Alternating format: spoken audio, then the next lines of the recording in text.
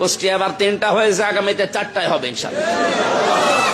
আমরা যারা এই আবেগে উৎফুল্ল হয়ে অহংকার উদ্যত দেখাচ্ছেন তাদের উদ্দেশ্যে বলছি, সাংবাদিক আছে এই জন্যে, আজকে যত জায়গায় 13টা ইউনিয়নে ঘোরার কথা ছিল, 12টা ঘুরেছি, একটা এখনো বাকি আছে হরিপুর। যাই করেছেন আপনাদেরকে বলছি আপনারা থামবেন। ধরাকে সরাকান করে ফেলেছে মানে কি, বিভিন্ন জায়গায় মারধর, বাড়িতে কোপ দেওয়া, আগুন দেওয়া বিভিন্ন জায়গায় দেখতে পাচ্ছি। আপনাদেরকে আমি অন্তত যেহেতু দায়িত্ব একটা পেয়েছি, দায়িত্বশীল হিসাবে সাবধান করছি, কুষ্টিয়াতে কোনো অন্যায় আমরা হতে দেব না এবং অন্যায় করব না ইনশাআল্লাহ।